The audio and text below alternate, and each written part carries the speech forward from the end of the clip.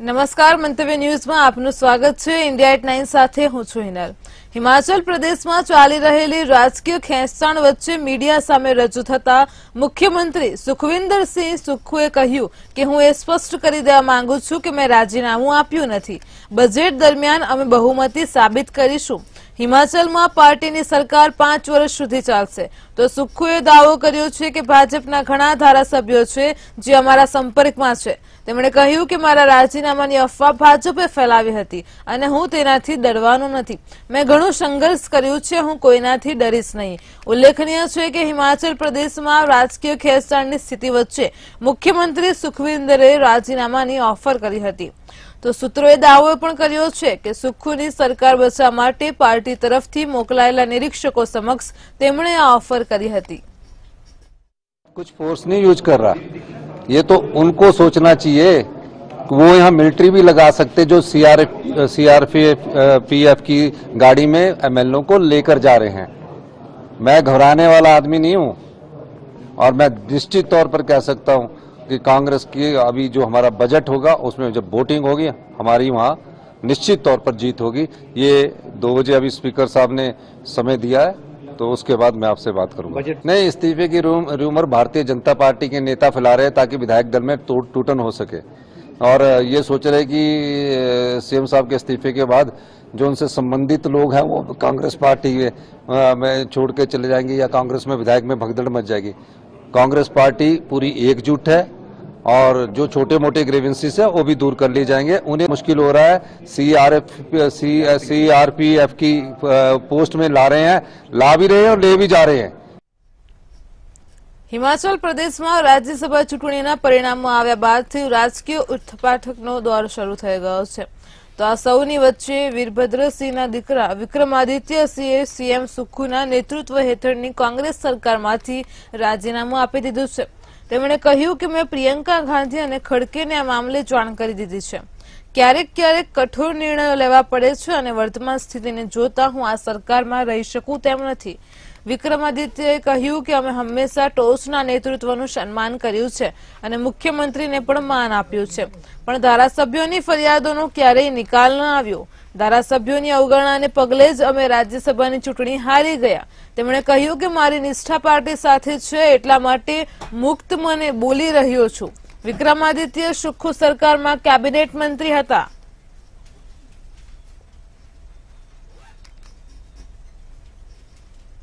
Emotional लोग हैं, emotional पद से हमें कोई लेना देना नहीं है। हमको ये कोई लेना देना नहीं है कि सरकार रहती है कि नहीं रहती है, हम पद पे रहते हैं कि नहीं रहते हैं, मगर एक रिगार्ड, एक रिस्पेक्ट जो होनी चाहिए थी। बारी बारी बोलने के बावजूद जो चीज ये नहीं कर सके, ये बहुत दुर्भाग्यपूर्ण है और निश्चित तौर से राजनीतिक रूप से नहीं मगर भावनात्मक रूप से मैं बहुत आहत हूं। इस तरीके की चीज किस चीज क्यों हुई, किस कारण से हुई, मैं नहीं जानता हूं और पार्टी हाईकमान को इसके बारे में कहने के बावजूद भी ये चीजें नहीं हो पाई, ये दुर्भाग्यपूर्ण है। इसके बारे में हाईकमान को देखना चाहिए, इन चीजों को देखना चाहिए। जैसा मैंने कहा, हिमाचल के लोग बहुत भावुक है, इमोशनल है। हर चीज राजनीतिक पैमाने से नहीं तोली जा सकती है, हर चीज को जो है राजनीतिक दृष्टिकोण से नहीं देखना चाहिए। कुछ चीजें भावनात्मक होती है, कुछ चीजें राजनीति से ऊपर उठकर होती है और इसमें एज अ सन मुझे इस चीज का बिल्कुल भी इस चीज पे जो है वो अच्छा नहीं लगा और मैं आज इस चीज को जाहिर कर रहा हूं और I am sure in the times to come मुझे लगता है कि पार्टी इस चीज के बारे में जो है वो संज्ञान लेगी और इस चीज को आने वाले समय में जो है वो देखा जाएगा। જેમ જેમ લોકસભા ચૂંટણી નજીક આવી રહી છે તેમ તેમ કોંગ્રેસ માટે મુશ્કેલીઓનો ખડકલો સર્જાતો જઈ રહ્યો છે। તાજેતરના જ એક અહેવાલ અનુસાર પશ્ચિમ બંગાળ અને આસામમાંથી કદાવર નેતાઓ પાર્ટીનો સાથ છોડીને ગયાના અહેવાલ છે। માહિતી અનુસાર પશ્ચિમ બંગાળમાંથી કોંગ્રેસ નેતા કૌસ્તવ બાગચીએ પાર્ટીમાંથી રાજીનામું આપી દીધું છે। તેમણે એક્સ પર પોસ્ટ કરીને આ મામલે માહિતી આપી હતી। જ્યારે આસામમાં કદાવર નેતા રાણા ગોસ્વામીએ આસામ પ્રદેશ કોંગ્રેસ કમિટીના કાર્યકારી અધ્યક્ષ અને પાર્ટીના સભ્યપદેથી રાજીનામાની જાહેરાત કરી દીધી છે। રાણાએ ગત દિવસોમાં આસામના સંગઠન ઇન્ચાર્જ પદેથી પણ રાજીનામું આપ્યું હતું તો પશ્ચિમ બંગાળમાં મમતા બેનર્જીની સરકારના સત્તામાં રહે ત્યાં સુધી વાળ ન વધારવાની સોગંદ લેનારા કૌસ્તવ બાગચીએ ગત વર્ષે જામીન પર મુક્ત થયા બાદ મુંડન કરાવી લીધું હતું। તેઓ છેલ્લા ઘણા સમયથી કોંગ્રેસથી નારાજ ચાલી રહ્યા હતા।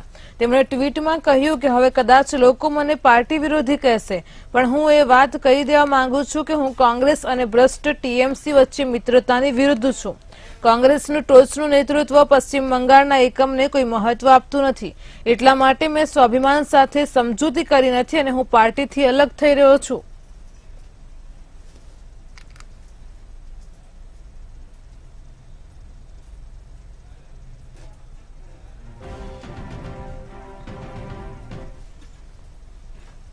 કોંગ્રેસ સાંસદ અધીર રંજન ચૌધરીએ અગ્નિપથ યોજના અંગે કેન્દ્ર સરકાર પર નિશાન સાધ્યું છે।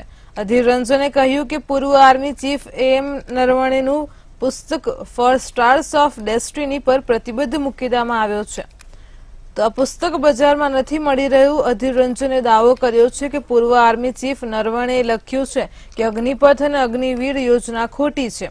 કોંગ્રેસ સાંસદ ચૌધરીએ કહ્યું કે સરકાર આ યોજના દ્વારા સેનામાં ભાગલા પાડી રહી છે।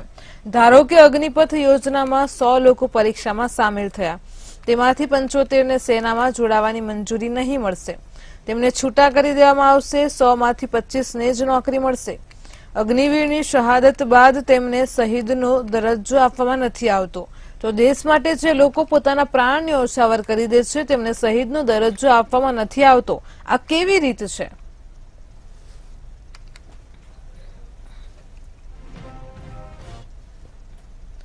એન્ફોર્સમેન્ટ ડિરેક્ટોરેટના સમન્સને લઈને સુપ્રીમ કોર્ટે મંગળવારે મોટી ટિપ્પણી કરી છે। સુપ્રીમ કોર્ટનું કહેવું છે કે જો કોઈને પીએમએલએની કલમ 50 હેઠળ સમન્સ મોકલવામાં આવે છે તો તેમણે સમન્સનું સન્માન કરવું પડશે અને તેનો જવાબ પણ આપવો પડશે। મહત્વની વાત એ છે કે કોર્ટની આ ટિપ્પણી એવા સમયે આવી છે જ્યારે દિલ્હીના મુખ્યમંત્રી અરવિંદ કેજરીવાલને સતત 8 વખત સમન્સ પાઠવ્યા છતાં તેઓ ઈડી સમક્ષ હાજર નથી થયા।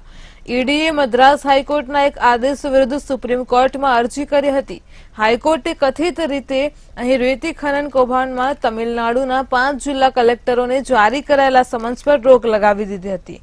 તમિલનાડુ સરકારે ઈડી દ્વારા જારી કરાયેલા સમન્સને હાઈકોર્ટમાં પડકાર્યો હતો, જેના પર બાદમાં ડિવિઝન બેન્ચે રોક લગાવી દીધી હતી।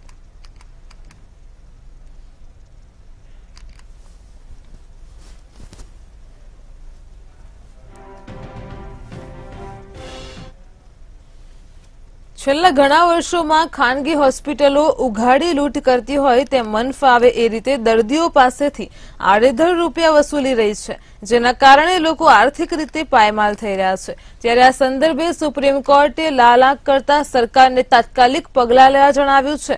નોંધનીય છે કે નિયમો હેઠળ રાજ્યો સાથે કાઉન્સેલિંગ કર્યા પછી મેટ્રોપોલિટન શહેરો તથા નગરોમાં રોગોની સારવાર અને ઉપચાર માટે માનક દરોની સૂચના જારી કરવી ફરજિયાત છે। તો સરકારે સુનાવણી દરમિયાન કોર્ટને કહ્યું હતું કે સરકારે આ મુદ્દે રાજ્યોને ઘણી વખત પત્ર લખ્યો છે, પરંતુ તેમની તરફથી કોઈ જવાબ મળ્યો નથી। આ મામલે કોર્ટે કહ્યું કે નાગરિકોને પોતાના સ્વાસ્થ્ય સંભાળવાનો મૂળભૂત અધિકાર છે અને કેન્દ્ર તેની જવાબદારીમાંથી છટકી શકે નહીં। આ ઉપરાંત કોર્ટે કેન્દ્રીય આરોગ્ય સચિવને રાજ્યના આરોગ્ય સચિવો સાથે 1 મહિનાની અંદર બેઠક કરીને માનક દરોની સૂચના જારી કરવા માટે જણાવ્યું હતું। એક veterans forum four transparency in public life નામની એનજીઓએ વકીલ દાનિશ ઝુબેર ખાન દ્વારા પીઆઈએલ દાખલ કરી છે, જેમાં કેન્દ્રને ક્લિનિકલ એસ્ટાબ્લિશમેન્ટ નિયમ 2012ના નિયમ 9 મુજબ દર્દીઓ પાસેથી વસૂલવામાં આવતી ફીનો દર નક્કી કરવા નિર્દેશ આપવાની માંગ કરવામાં આવી છે। તો આ નિયમ હેઠળ તમામ હોસ્પિટલોએ તેમના સર્વિસ ચાર્જ વિશે સ્થાનિક ભાષા તેમજ અંગ્રેજીમાં માહિતી આપવાની રહેશે।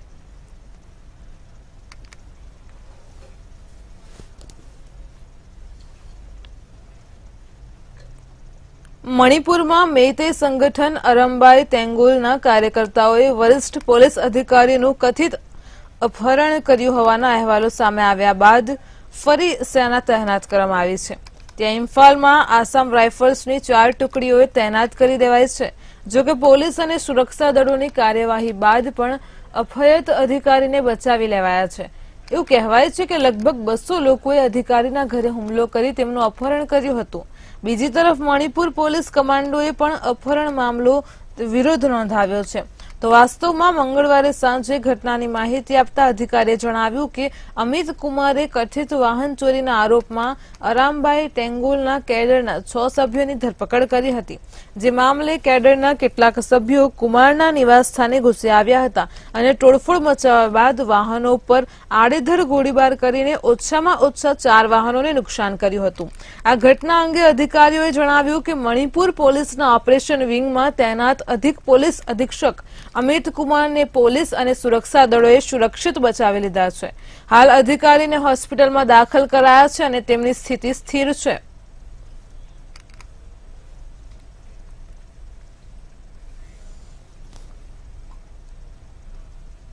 રશિયા યુક્રેન યુદ્ધને 2 વર્ષ વીતી ગયા છે, પરંતુ હજી કોઈ સમાધાન મળ્યું નથી. તેવામાં પેરિસમાં 20 યુરોપિયન નેતાઓની મીટિંગ થઈ હતી. તેમાં ફ્રાન્સના પ્રમુખ ઇમેન્યુઅલ મેક્રોને સ્પષ્ટ કહ્યું છે કે અમે યુક્રેનમાં તેમના સૈનિકો મોકલવા ઇનકાર કરતા નથી. તેઓએ કહ્યું કે ભવિષ્યમાં યુક્રેનને બચાવવા માટે સૈનિકો મોકલવા જ પડશે.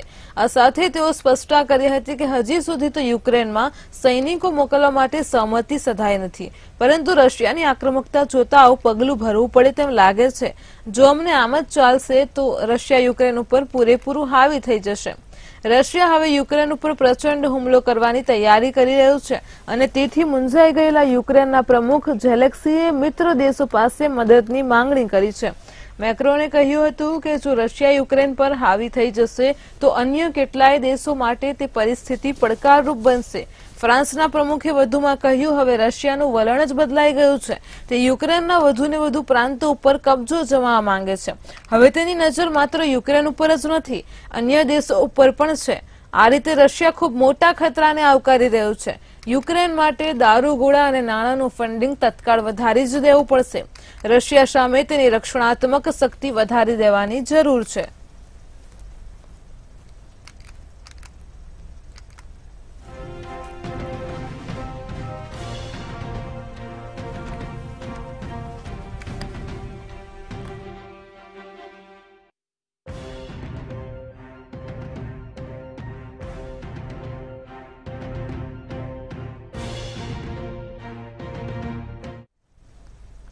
ઝારખંડમાં રેલ દુર્ઘટના સર્જાય છે. તો હાલ અત્યારે રેલ દુર્ઘટનાના સમાચાર સામે આવી રહ્યા છે. આ ઘટના ઝારખંડમાં બની છે. 12 લોકો ટ્રેનની અડફેટે આવ્યા હોવાના સમાચાર છે. તો ઝારખંડમાં રેલ દુર્ઘટના સામે આવી છે. ટ્રેનમાં આગ લાગી હોવાથી અફવાથી આ ઘટના બની છે. તો ટ્રેનમાં આગ લાગવાની અફવાથી લોકો ટ્રેનમાંથી કૂદ્યા હતા. તે દરમિયાન 12 લોકો ટ્રેનની અડફેટે આવ્યા હોવાના સમાચાર સામે આવ્યા છે. તો આ દુર્ઘટનામાં 2 લોકોના મૃતદેહ પણ મળી આવ્યા છે. ઝારખંડમાં જે ઘટના બની છે તેમાં ટ્રેનમાં આગ લાગી હોવાની અફવાથી આ ઘટના બની છે. આ અફવાની વાત સાંભળતા જ લોકો ટ્રેનમાંથી કૂદ્યા હતા. ત્યારે 12 લોકો ટ્રેનની અડફેટે આવ્યા હોવાના સમાચાર સામે આવી રહ્યા છે. તો ઝારખંડમાં રેલ દુર્ઘટનાનો બનાવ સામે આવ્યો છે. હાલ તો દુર્ઘટનામાં 2 લોકોના મૃતદેહ મળી આવ્યા છે. તો ઝારખંડની ટ્રેનમાં આગ લાગી હોવાની અફવાથી ઘટના સામે આવી રહી છે. રેલ દુર્ઘટના સર્જાય છે. તો ટ્રેનમાં આગ લાગવાની અફવાથી લોકો ટ્રેનમાંથી કૂદ્યા હતા. 12 લોકો ટ્રેનની અડફેટે આવ્યા હોવાનો સમાચાર સામે આવ્યા છે. આ ઝારખંડમાં થઈ રેલ દુર્ઘટનામાં 2 લોકોના મૃતદેહ મળી આવ્યા છે. ઝારખંડમાં જે દુર્ઘટના સર્જાઈ છે તેમાં માત્ર અફવાથી આ ઘટના બની છે તેવું સામે આવી રહ્યું છે. ટ્રેનમાં આગ લાગી હોવાની અફવાથી આ ઘટના બની છે. ટ્રેનમાં આગ લાગવાની અફવાથી લોકો ટ્રેનમાંથી કૂદ્યા હતા. આ દુર્ઘટનામાં 2 લોકોના મૃતદેહ મળ્યા છે. તો ઝારખંડની રેલ દુર્ઘટનામાં 12 લોકો ટ્રેનની અડફેટે આવ્યા હોવાના સમાચાર પણ સામે આવ્યા છે.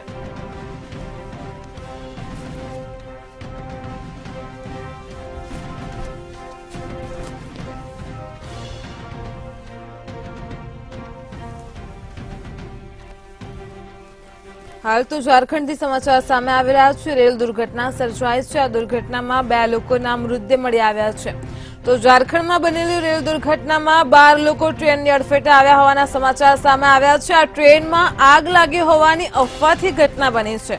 તો ટ્રેનમાં આગ લાગવાની અફવાથી લોકો ટ્રેનમાંથી કૂદ્યા હતા. ઝારખંડમાં રેલ દુર્ઘટના સર્જાઈ છે. તો આ દુર્ઘટનામાં 2 લોકોના મૃતદેહ મળી આવ્યા છે। 12 લોકો ટ્રેનની અડફેટે આવ્યા હોવાના સમાચાર સામે આવ્યા છે। આ ટ્રેનમાં આગ લાગી હોવાની અફવાથી જ આ ઘટના બની છે। ટ્રેનમાં આગ લાગવાની અફવાથી લોકો ટ્રેનમાંથી કૂદ્યા હતા। તો ઝારખંડમાંથી જ ઘટના સામે આવી રહી છે। રેલ દુર્ઘટના સર્જાઈ છે, જેમાં 2 લોકોના મૃતદેહ મળી આવ્યા છે। તો માત્ર અફવાને લીધે ઝારખંડની એક ટ્રેનમાં દુર્ઘટના બની છે। રેલ દુર્ઘટના સામે આવી રહી છે, તો ટ્રેનમાં આગ લાગવાની અફવાથી જ લોકો ટ્રેનમાંથી કૂદ્યા હતા। ટ્રેનમાં આગ લાગી હોવાની અફવાથી આ ઘટના બની છે। 12 લોકો ટ્રેનની અડફેટે આવ્યા હોવાના સમાચાર સામે આવી રહ્યા છે। તો ઝારખંડની રેલ દુર્ઘટના સામે આવી રહી છે। ઝારખંડમાં રેલ દુર્ઘટના સર્જાઈ છે, જેમાં 2 લોકોના મૃતદેહ મળી આવ્યા છે। ઝારખંડમાં એક ટ્રેનમાં આગ લાગી હોવાની અફવાથી જ આ દુર્ઘટના બની છે। તો આ ઘટનામાં 12 લોકો ટ્રેનની અડફેટે આવ્યા હોવાના પણ સમાચાર સામે આવી રહ્યા છે। ઝારખંડમાં હાલ અત્યારે એક રેલ દુર્ઘટના સર્જાઈ છે।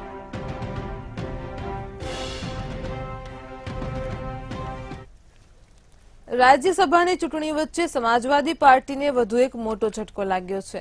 પાર્ટીના ધારાસભ્ય મનોજ પાંડેએ ચીફ વ્હીપના પદ પરથી રાજીનામું આપી દીધું છે। તેમણે પોતાનું રાજીનામું રાષ્ટ્રીય અધ્યક્ષ અખિલેશ યાદવને મોકલી આપ્યું છે। ઉત્તર પ્રદેશમાં રાજ્યસભાની 10 બેઠકો માટે ચાલી રહેલા મતદાન વચ્ચે સમાજવાદી પાર્ટીના વડા અખિલેશ યાદવના નજીકના નેતા મનોજ પાંડેએ વ્હીપ પદ પરથી રાજીનામું આપી દીધું છે। હવે એવું માનવામાં આવી રહ્યું છે કે મનોજ ભારતીય જનતા પાર્ટીને વોટ આપી શકે છે। સમાજવાદી પાર્ટી નેતા અખિલેશ યાદવને લખેલા પત્રમાં મનોજ પાંડેએ કહ્યું હતું કે હું ચીફ વ્હીપના પદ પરથી રાજીનામું આપી રહ્યો છું।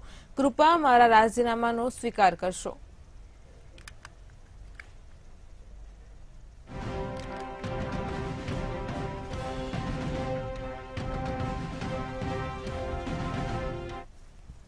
તેલંગાણાની રાજધાની હૈદરાબાદથી ચોંકાવનારો કિસ્સો સામે આવી રહ્યો છે। પોલીસે ભાજપ નેતાના દીકરા સહિત 10 લોકોની ધરપકડ કરી છે। આ તમામ 10 લોકો પર કોકેન રાખવાનો અને તેનું સેવન કરવાનો આરોપ મૂકવામાં આવ્યો છે।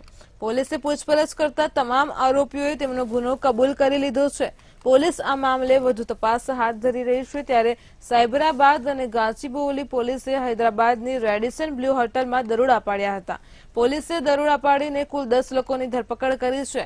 આ 10 આરોપીમાં ભાજપ નેતા ગઝલ્લા યોગાનંદના દીકરા ગઝલ્લા વિવેકાનંદ પણ સામેલ છે। પોલીસે સૈયદ અબ્બાસ અલી જેફરી, નિર્ભય કેદાર તથા અન્ય 6 લોકોની ધરપકડ કરી છે। આ તમામ લોકો પર કોકેન રાખવાનો અને તેનું સેવન કરવાનો આરોપ મૂકવામાં આવ્યો છે।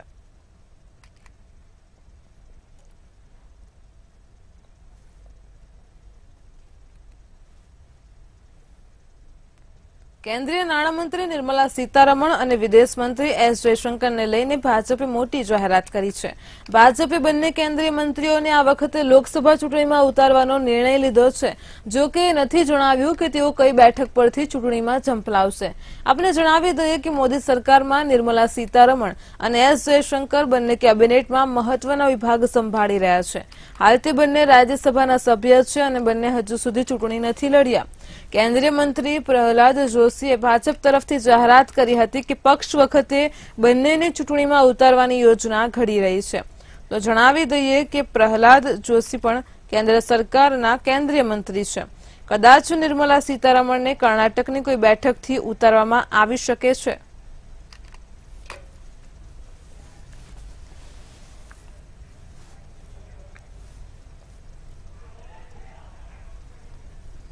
હૈદરાબાદના સાંસદ અને એઆઈએમઆઈએમના ચીફ અસદુદ્દીન ઓવૈસીનું મોટું નિવેદન સામે આવ્યું છે।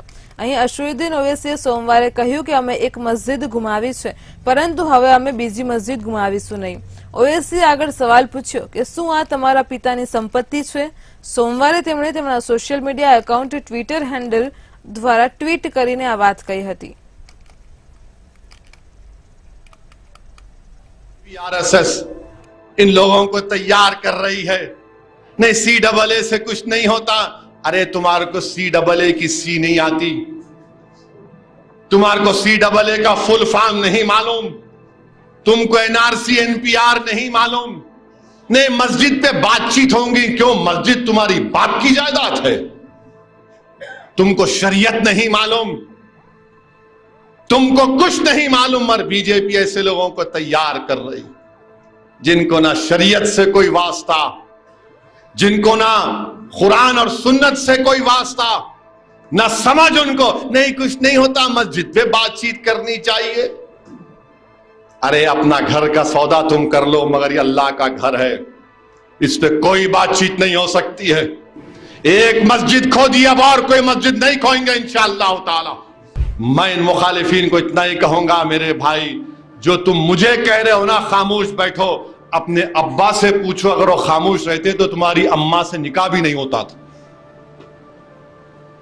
दुल्हन खामोश बैठी तो बोलते खामोशी रजामंदी है, मगर काजी साहब के सामने दूल्हे को बोलना पड़ता, कबूल है, बोलना पड़ता ना। जितने शादीशुदा है बोले नहीं बोले, बोले ना, इन्हें बोलते मैं खामोश बैठूं। अरे भाई मैं सियासत का दूल्हा था, है और रहूंगा इंशाअल्लाह ताला।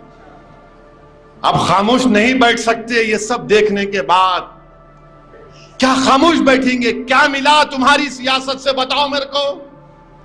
50 साल की तुम्हारी सियासत बर्बाद कर दी हम लोगों को। मैं हमेशा कहता हूं आओ बताओ मेरे सामने बैठकर, चैलेंज करता हूं, बताओ तुमने क्या हासिल किया, बताओ। तुमने सिर्फ मुझे इस्तेमाल किया, तुम तख्तनशीन हो गए, हमारा घर वीरान हो गया। तुम इख्तिदार की कुर्सियों पर बैठे, हमारे घर को जला दिया गया। तुम्हारे वज़रा बन गए, हमारी मस्जिदें हमसे छीन ली गई। मेरे अजीज दोस्तों और बुजुर्गों, इसीलिए हमको जिद्दोजहद करना है, डरना नहीं है, अब अपनी जमात को मजबूत करना है। રાજ્યમાં કુલ 17 મહાનગરપાલિકાઓ અસ્તિત્વમાં આવશે। નાણામંત્રી કનુ દેસાઈએ શરૂ બજેટ સત્રમાં મોટી જાહેરાત કરી છે, જેમાં તેમણે રાજ્યમાં વધુ 2 નગરપાલિકાઓને મહાનગરપાલિકાનો દરજ્જો આપવાની સત્તાવાર જાહેરાત કરી છે। મુખ્યમંત્રી ભૂપેન્દ્ર પટેલના નેતૃત્વમાં રાજ્ય સરકારે આયોજનબદ્ધ શહેરી વિકાસ દ્વારા ઇઝ ઓફ લિવિંગ વધારવાની પ્રતિબદ્ધતા સાથે વધુ 2 નગરપાલિકાઓને મહાનગરપાલિકામાં રૂપાંતરિત કરવાનો નિર્ણય કર્યો છે। નાણામંત્રી કનુભાઈ દેસાઈએ કહ્યું કે પોરબંદર છાયા શહેર દરિયા કિનારે આવેલ વિશિષ્ટ ભૌગોલિક પરિસ્થિતિ ધરાવતું શહેર છે, તો પોરબંદર દરિયા કિનારે આવેલું હોવાથી ટુરિઝમ ક્ષેત્રે તથા પવન ઉર્જા અને સૌર ઉર્જા જેવા ગ્રીન એનર્જીના ક્ષેત્રે વિકાસ થવાની વિપુલ તકો ધરાવે છે। તે જ રીતે નડિયાદ શહેર પણ રાષ્ટ્રીય ધોરીમાર્ગ, એક્સપ્રેસ હાઈવે તથા રાજ્ય ધોરીમાર્ગથી અન્ય મોટા શહેરો સાથે જોડાયેલું છે। નડિયાદ ગુજરાતના ઇન્ડસ્ટ્રીયલ બેલ્ટ પર આવેલું શહેર છે, તો સાંસ્કૃતિક અને ઐતિહાસિક વારસો ધરાવતા આ બંને નગરો પોરબંદર અને નડિયાદને મહાનગરપાલિકાનો દરજ્જો મળતા બંને શહેરોને આધુનિક માળખાગત સુવિધાયુક્ત બહુઆયામી મહાનગરપાલિકાઓ તરીકે વિકાસ પામવાની ઉજ્જવળ તકો પ્રાપ્ત થશે।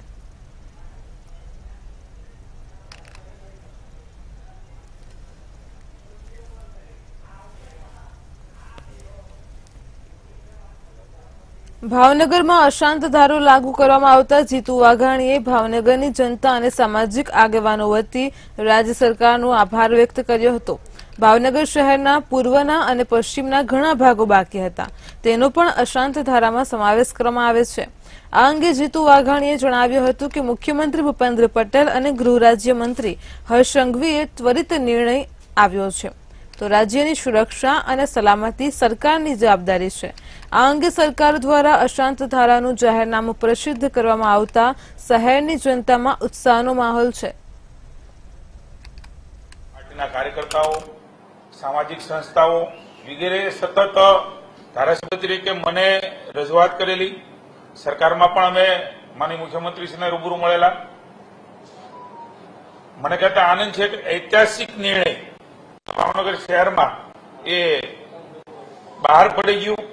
સ્વયંભૂ ઉત્સાહ નગરજનોમાં અને ભાવનગર પશ્ચિમ વિસ્તારમાં સ્વયં જાતે ફટાકડા ફોડીને ખૂબ મોટો ઉત્સવ એ ગઈકાલે મનાળો। ગુજરાત કોંગ્રેસના પ્રભારી મુકુલ વાસનિક ગુજરાત પ્રવાસે આવ્યા છે। રાહુલ ગાંધીની ભારત જોડો ન્યાયયાત્રાને લઈને તેઓ રૂટનું નિરીક્ષણ કરશે। રાજસ્થાનથી 7 તારીખે રાહુલ ગાંધી યાત્રાને લઈને ગુજરાત આવશે, તેથી ન્યાય યાત્રાને સફળ બનાવવા માટે કોંગ્રેસ નેતાઓ સાથે મીટિંગ દાહોદ ખાતે કરશે, જેમાં ગુજરાતમાં આપ અને કોંગ્રેસના ગઠબંધન પર મુકુલ વાસનિકનું નિવેદન આપતા તેમણે કહ્યું છે કે પક્ષના તમામ લોકો સાથે ચર્ચા કર્યા બાદ ગઠબંધનનો નિર્ણય મને વિશ્વાસ છે કે કોંગ્રેસનો કાર્યકર ઉમેદવારને જીતાડવા કામ કરશે। કોંગ્રેસના નેતાઓ ભાજપ પ્રવેશ અંગે વાસનિકનું નિવેદન ચારેય દિશાઓથી ભાજપે લોકતંત્ર પર હુમલો કર્યો છે। વધુમાં કહ્યું કે લોકતંત્રને નબળું બનાવવાનો પ્રયત્ન થઈ રહ્યો છે। લોકતંત્રમાં લોકવિશ્વાસ બને એ જરૂરી છે। 7 मार्च को हमारे नेता आदरणीय राहुल गांधी जी भारत जोड़ो न्याय यात्रा को लेकर यहाँ पर गुजरात में प्रवेश करेंगे और उसी की तैयारी के सिलसिले में पहले से ही हमारे तमाम साथियों ने तैयारी शुरू की। आज भी हम तैयारी के दृष्टि से हम अलग अलग जगह जाएंगे और एक समीक्षा करेंगे कि कहां तक के हम तैयारी कर चुके हैं और क्या कुछ करना और बाकी है। इंडिया एट 9 में हाल आटलू ज। વધુ સમાચાર માટે જોડાયેલા રહો મંતવ્ય ન્યૂઝ સાથે। નમસ્કાર।